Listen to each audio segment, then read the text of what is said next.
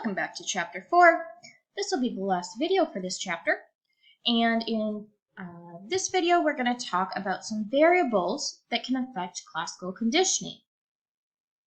So, one of the first things that can affect how well variables or your stimuli affect classical conditioning, how well classical conditioning will occur, the rate of acquisition could be the CS-US contingency.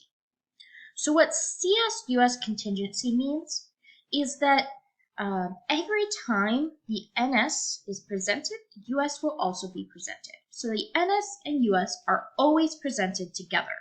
That's the contingency. Okay?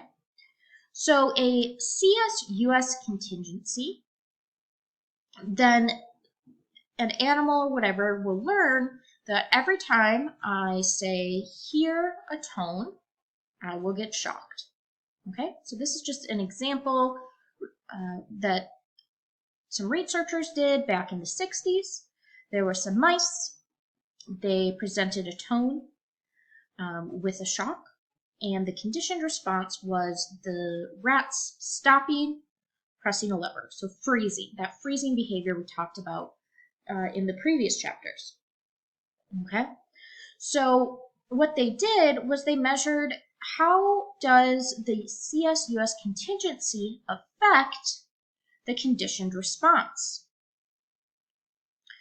And so what they did was they looked at when the unconditioned stimulus was likely to occur in the presence of the conditioned stimulus, as its absent conditioning was not effective. So in other words, they had 4 different groups of rats, and they looked at the probability of the CS being paired with the US. Okay, so if the CS has a probability of 0.4, probability of 0.2, 0.1, or 0. Okay, and then this is our mean suppression ratio. So remember the suppression ratio, the lower the number, so the closer to 0, the more the suppression. So every time the CS is presented with the US, then that would be a 0.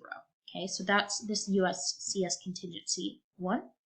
And then as you lessen the probability of the CS being presented with the US, then what we see is that the amount of suppression of pressing the lever also decreases. So if the CS is only about 50% of the time presented with the US, then they're only going to suppress pressing the lever about 50% of the time. You know, you're not going to get much suppression if there's not much contingency. So the higher the contingency, the more suppression we saw. Okay. So what it's showing us is that we had greater learning and like a stronger acquisition with a CS-US contingency than with a weaker relationship between the CS and US. Now, there's also some stimulus features that can affect classical conditioning. And these are some of the features where you guys would have seen them in the quiz for Chapter 4. So these stimulus features are physical characteristics that affect the pace of conditioning. So the first one we're going to talk about is overshadowing. It's kind of different than the others. So overshadowing is when a compound stimulus is used as a CS, but only a particular element of that compound is able to elicit a conditioned response. So, for example, in training, say we have 2 neutral stimuli. So we have a bell and a light. So the bell and the light are always going to be presented together. They're basically one thing. Our unconditioned stimulus is this lovely donut, and then their conditioned response would be salivation. Okay, so this is during training. Now, during testing, what we're going to do is we're only going to test one of our stimuli, our conditioned stimuli, at a time. And what we see is that the tone will produce a conditioned response, but the light does not. So what's happening? What's happening is, because we have two neutral stimuli, one of the stimuli is overshadowing the other. So perhaps it's just a normal light, but a very loud, aggressive tone. So that loud, aggressive tone is going to be kind of stick out more in the subject's mind, and it's going to be the thing that they really associate with the unconditioned stimulus, whereas the light's kind of just in the background. So they're not going to build that relationship.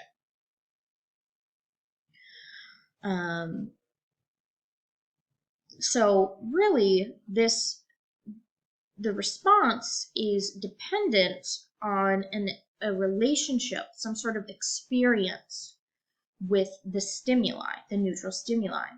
And just having a light isn't enough of an experience to lead to a reaction. Now, overshadowing can be influenced by the stimulus intensity. So like I said, maybe one stimulus is more intense than the other, like a very loud, aggressive noise versus a normal light.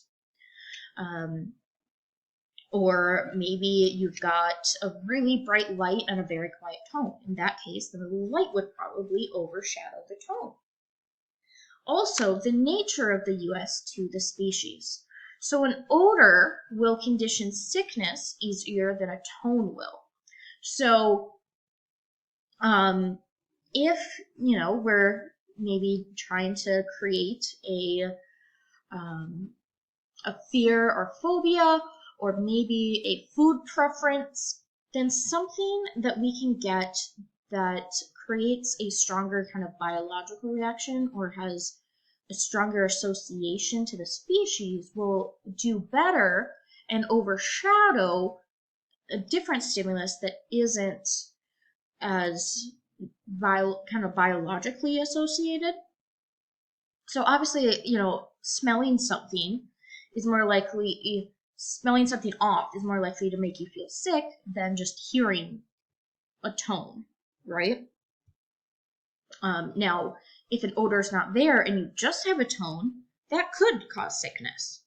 But because you have an odor and a tone at the same time, the odor is going to overshadow the tone. Okay. There's also this term, the continuum of preparedness. And this is the idea that organisms are genetically disposed to learn certain things more readily than others. So that's like we're more readily predisposed to learn an odor than a tone for sickness. And it's a concept that's been developed to explain why certain associations are learned more readily than others.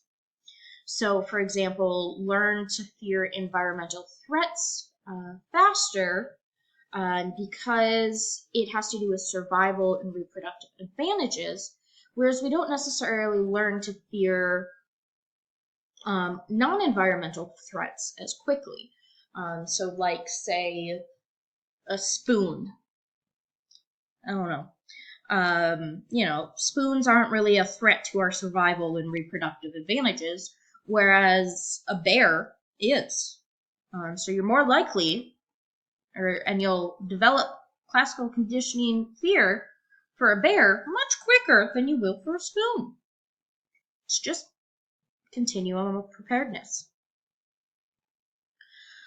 Now, what about these other variables that your textbook talks about? Latent inhibition, blocking, and sensory preconditioning.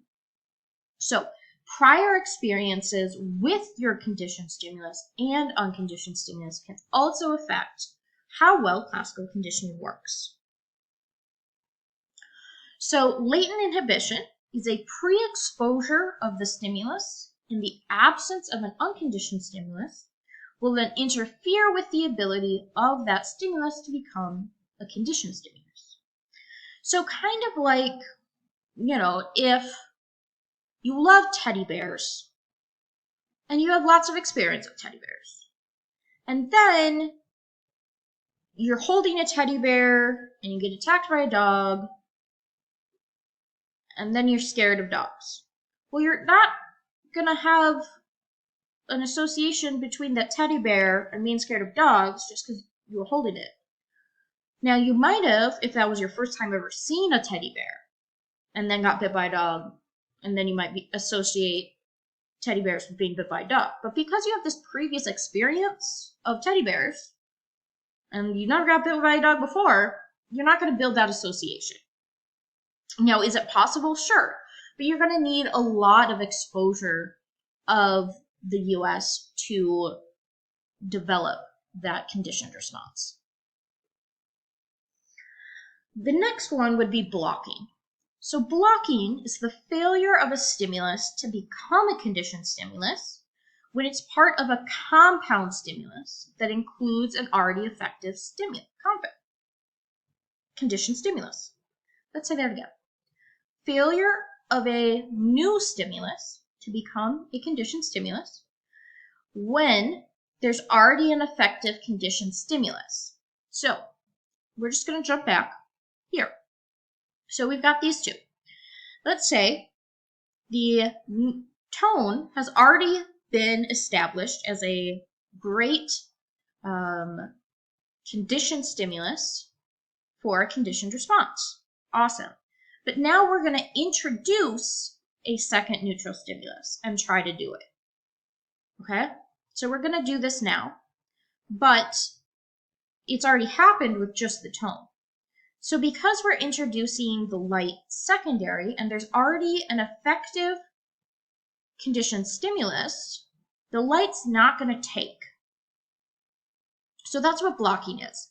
It's like you're trying to produce a compound, like two conditioned stimuluses, but you already have an effective one.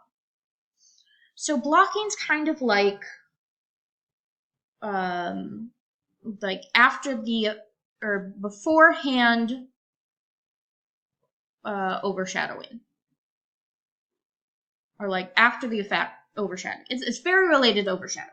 Okay.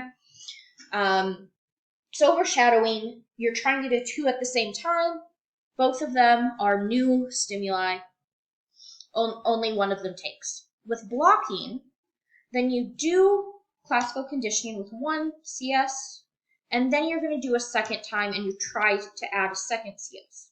But because the first CS is so effective, it's going to block the learning of the second CS. Okay? Does that make sense? Cool.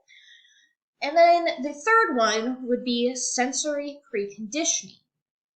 So sensory preconditioning, we kind of talked about a little bit before. So we've got two neutral stimulus, A and B, that occur together. One of those stimulus, say B, is conditioned to be a conditioned stimulus.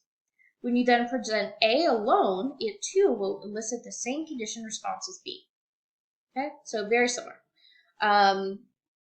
So sensory preconditioning is both like a variable that can affect classical conditioning, but it's also an extension of classical conditioning, which is why it's kind of just repeated here both twice. Okay, so other variables that can affect classical conditioning would be the amount of exposure to the contingencies, or the number of pairings. So how many times we present the CS with the US.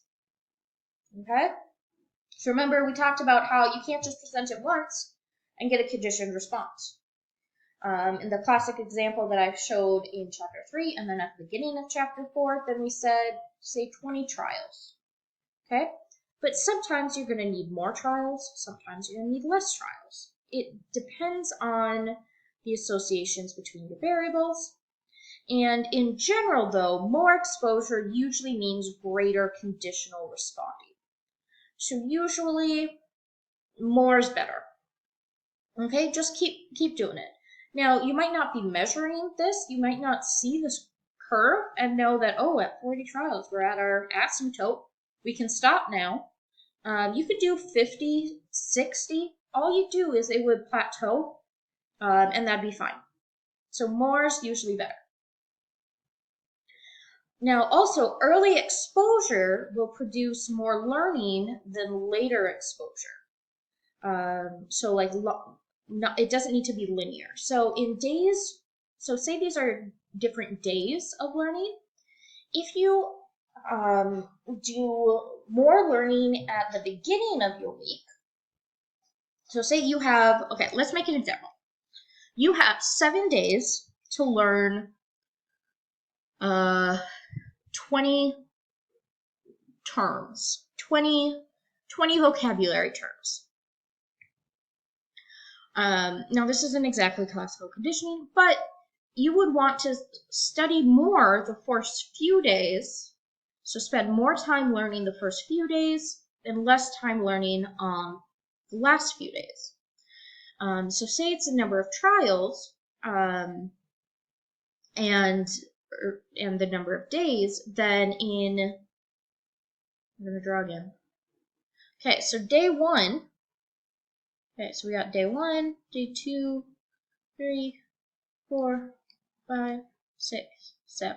Okay, so that's the days. And then we have the number of trials. Okay, so on day 1, I would maybe do like 10 trials of my classical conditioning. Day 2, let's do 10 again. And then we're going to drop to 8 trials. And 8. And then we can do like 5, maybe 2 trials. Something like that. Okay? This is what we're talking about when we're saying early exposure produces more learning than later exposure. So more trials in the early days is going to be more beneficial, because even if you did 10 trials on day 7, you're learning most in the first few days. So days like 1, 3, 4, you're learning. Days 5, 6, 7, you're more retaining. Okay, there's still a little bit of learning going on, but it's more like editing what you've already learned rather than brand new learning. Also, conditional responding is asymptotic, and conditioning can occur at different rates. So some people, then a taste aversion can occur after only 1 exposure. Say, for instance, you drink a particular alcohol and you have a bad experience one night and you never want that alcohol again. And that was just 1 exposure. Other times, it's like you need multiple exposures. Maybe it took me 3 or 4 exposures of my sister telling me noodles were worms for me to get a taste aversion for noodles. So different things have different rates of conditioning. Some behaviors need exponentially more trials than other things. So, fear and taste aversion, those tend to not need as many exposures to create. Whereas things like salivation, training your dog, when we were training those fish in that example before, about recognizing when a female would come or not, those types of things need more exposure than, say, a taste aversion or a phobia. Okay, so other things that can affect the effectiveness of your classical conditioning would be the intertrial interval. So how much time is in between one CSUS exposure and another. It can vary from seconds to years. In general, longer intervals are better than short intervals. So you don't want to expose things to people over and over again immediately. You want to give them a bit of time in between. Give them time to breathe. Okay. Another thing is age. I'm sure we all recognize that the younger you are, you're kind of in your prime learning kind of experiences. You've got all those neurons going on that need to be kind of formed and put in the correct places and stuff. So we're born to learn when we're young. Now, learning can still happen when you're older. You can teach an old dog new tricks.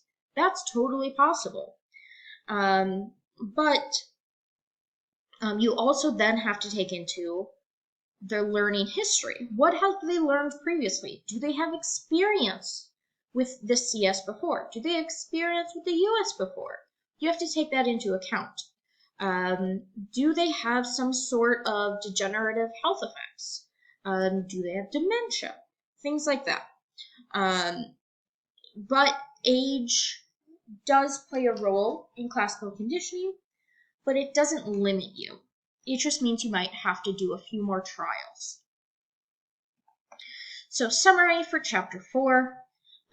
Yes, you can untrain behaviors, but they might spontaneously come back. How fun. Changing the properties of your stimuli can affect your acquisition and the generalizability of your learning. And classical conditioning isn't a one-trick pony, guys.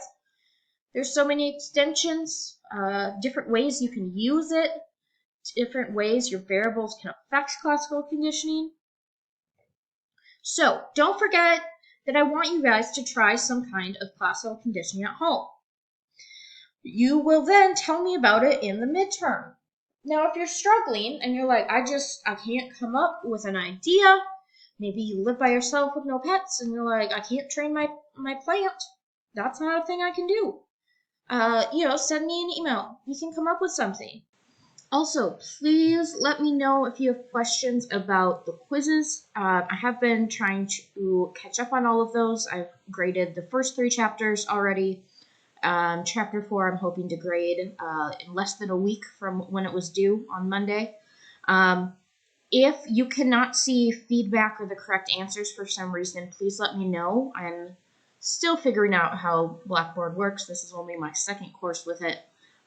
So I want you guys to be able to see feedback. Not that I've written much in terms of feedback.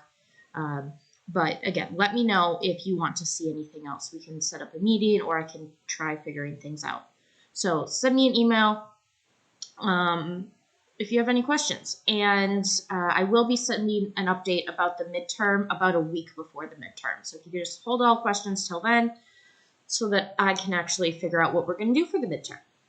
Hope you guys have a great week and stay warm. It's going to be cold this week.